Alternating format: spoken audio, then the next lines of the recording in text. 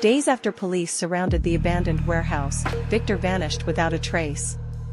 Officers searched every room, every hallway, and every hidden corner, but he was gone. The only thing left behind was a small note resting on a dusty table. "You only saw the mask."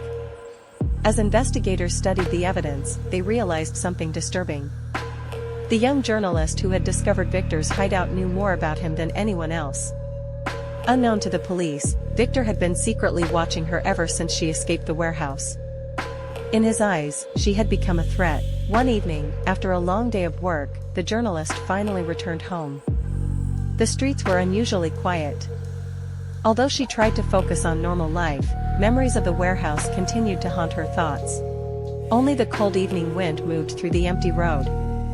Inside her house, she tried to calm herself. She checked every window, locked every door, and convinced herself that her fears were only stress from the investigation. After freshening up, she climbed into bed and soon fell asleep. Hours later, she suddenly woke to a strange noise. Footsteps.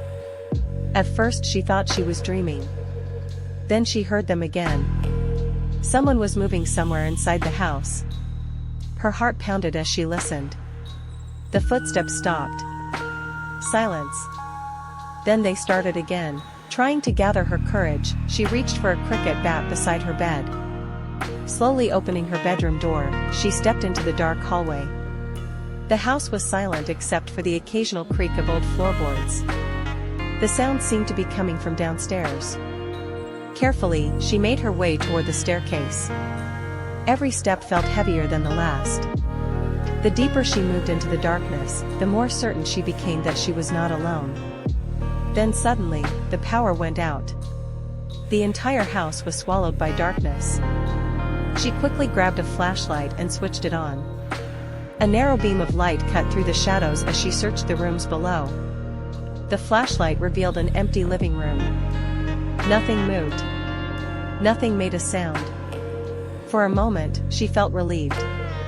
Then, behind her, a dark figure silently emerged from the shadows. A white mask briefly appeared in the darkness. And then everything went black.